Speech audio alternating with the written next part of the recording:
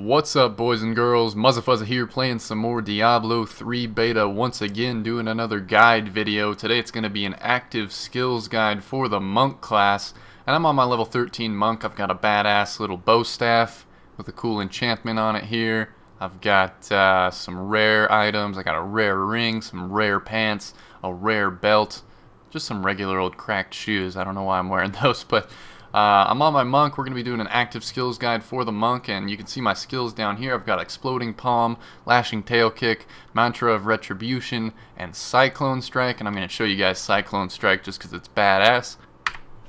Oh yeah! And then Lashing Tail Kick is like a roundhouse kick to the face. Come on. Come on. There we go. There we go. So as you can see, the monk skills are actually pretty cool when you pick the right ones, but I'm going to go ahead and hit S. We're going to open up the skills menu, and today we're going to be doing an active skills guide, so I'm going to open up the active skills, and just like any other class in the game, you've got three different skill trees for the monk. Spirit Generator at the top, Spirit Spender here in the middle, and then you've got your mantras, or however you want to pronounce it, down here at the bottom. And you've only got 4 of those total. So I'm going to go over all the active skills and what I think about them, and we're going to jump into this guide. So let's do it.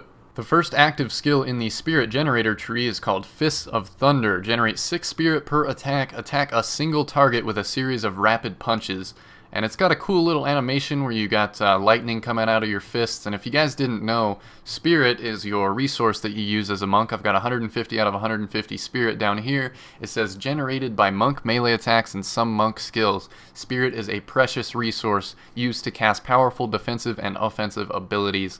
And it does slowly regenerate, but it's really, really slow. So you've got to kind of rely on using at least one Spirit Generator skill and your active skills to get your spirit back so you can use really powerful spirit spender abilities. But we're going to get to those later. But as far as the first one goes, Fists of Thunder, I wouldn't use it. It only hits one target, and you're better off using something that hits multiple targets. So we move on to the second one, which is Deadly Reach. Generate 6 spirit per attack. Strike multiple enemies in a row with each attack. This one's cool because it does give you deadly reach. It makes it so you're punching way out in the distance, and it gives you a little bit of like a wave of force that hits people far away, and you can hit multiple targets with that one. So that's when you start to hit multiple enemies at a time. Moving on to the third one, Crippling Wave. Generate 6 spirit per attack, sweeping punches that cripple enemies, reducing their attack and movement speed. And I think all of these generate 6 spirit per attack, so I don't have to keep saying that. But Crippling Wave, it slows people down, slows their attack and movement speed down. So I'm guessing it's probably pretty useful for fighting fast attacking enemies or in PvP. But other than that, I probably wouldn't use it because I use this next one, Exploding Palm. Strike and bleed an enemy. The enemy will explode if killed while bleeding. So it's kind of like the 5-point-pound exploding heart technique from Kill Bill, if you guys have ever seen that movie. If you haven't, I would recommend it. Basically, you do a series of attacks, and then on the third attack, it puts a little bloody palm above your enemy, and if they die while they're bleeding, they'll explode, doing AoE damage and explosion damage to everybody in the range. And that's the one I'm using right now, and that's the one that I love using the most out of these Spirit Generators so far. But we got 2 more to go. Moving on to Sweeping Wind. Unleash a tornado of punches that damages all nearby enemies. So not only does this do like a cone in front of you, it damages all nearby enemies, even people behind you. So this is a cool area of effect attack. It's probably the first straight up AoE attack that you get in the Spirit Generator tree. And it says a tornado of punches, so I'm excited to see what the animation looks like on that one. You get it at level 17. Moving on to the final Spirit Generator ability, it's called Way of the 100 Fists. Strike groups of enemies with a series of devastating punches. This one doesn't really give too much of a description. I don't know exactly what it'll do, but it says strike groups of enemies, which means you'll be doing lots of AoE damage with a series of devastating punches. And it says the Way of 100 Fists, so I don't know if it'll send a bunch of fists flying out for you in a big cone in front of you, or else it'll do maybe some AoE damage all around you with fists flying everywhere. I don't really know. But we move on to the second tree, which is the Spirit Spender tree. The first skill in this tree is called Blinding Flash. Costs 10 spirit, it's got a 15-second cooldown, and it blinds all nearby enemies for 3 seconds. And I've used this in big groups of enemies, like 20 plus enemies, and it blinds all of them. And as far as I know, blind is an incapacitate effect where they can't attack you at all with melee, ranged, magic attacks, can't do any of that for 3 seconds. So this is really good for trying to get out of like a sticky, bad situation where you're about to die, or it's really useful for a PvP situation, like if you're playing Arena, you can blind and get out of there and make it so your barbarian takes all the damage rather than your monk, because your monk is like your healer, he's like your support character.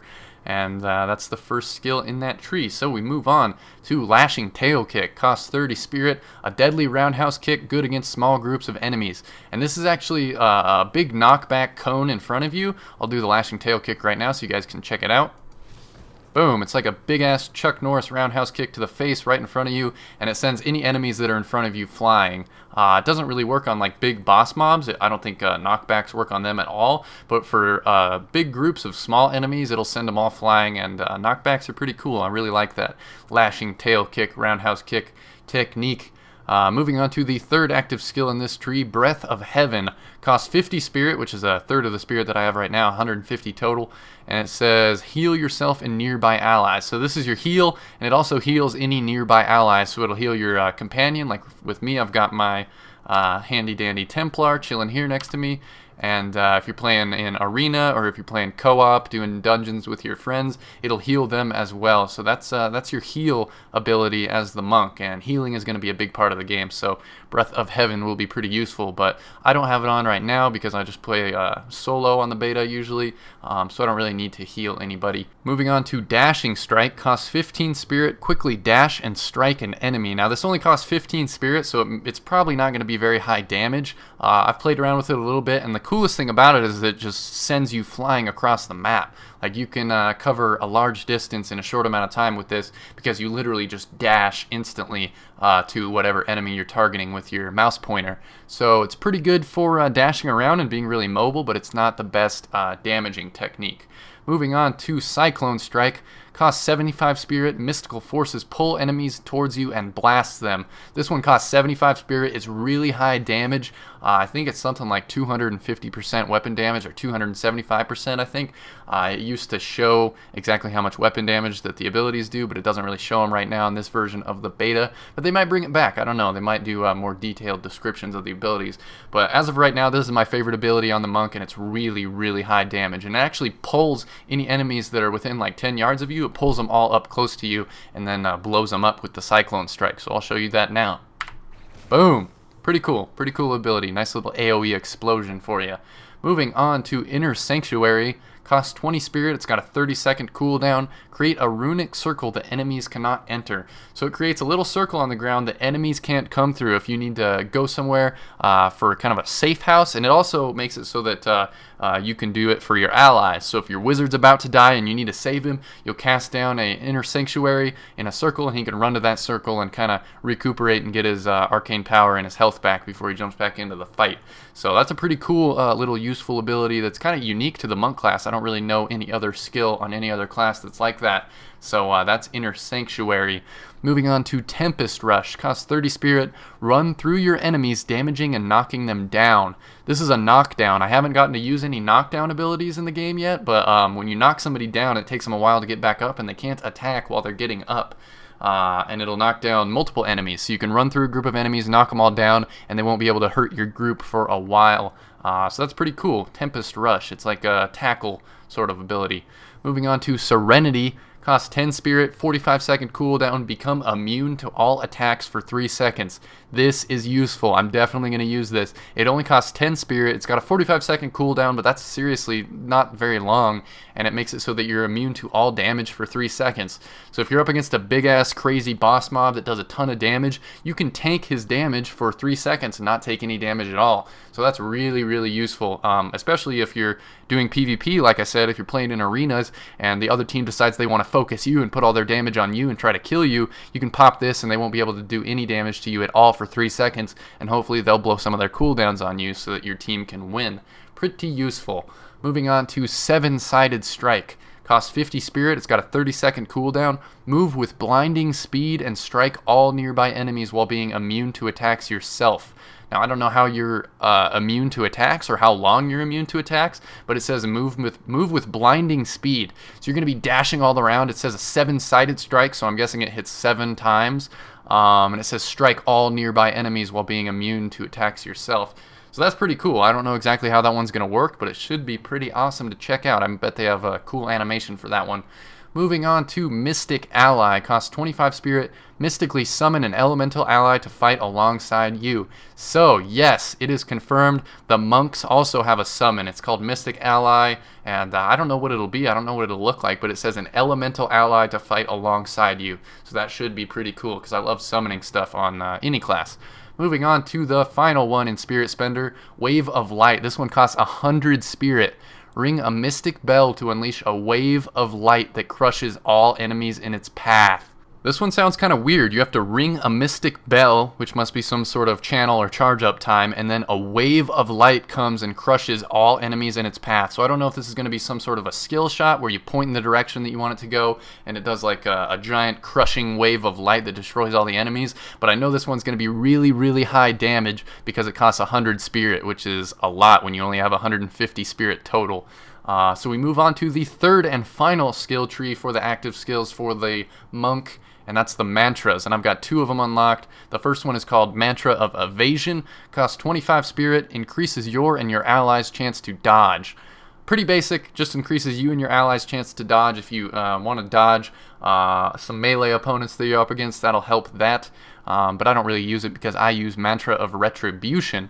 This one costs 25 spirit as well. Enemies take damage when they cause melee damage to you or your allies. So this just gives you a little bit of thorns. If you guys don't know what thorns is, it's whenever you take melee damage, you deal some damage back to your enemies. That's what this mantra does, and I find it pretty useful. It's pretty high damage. I think it's a little bit higher damage than just regular item thorns.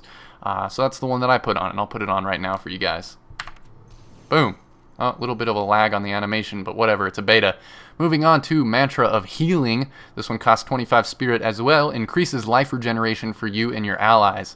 So this probably gives you quite a nice boost of life regeneration. This one's going to be the one that I use once I unlock it, because life regen is really good. You want to be topped off as much as possible, especially when you get into the harder game difficulties like Nightmare Mode, Hell Mode, Infernal Mode. You're going to want to be topped off at all times because there's going to be boss mobs that can just one-shot you or two-shot you, and that would really suck. And now we move on to the final mantra and the final active skill for this monk guide. Mantra of Conviction. Costs 25 spirit, increases damage taken by nearby enemies.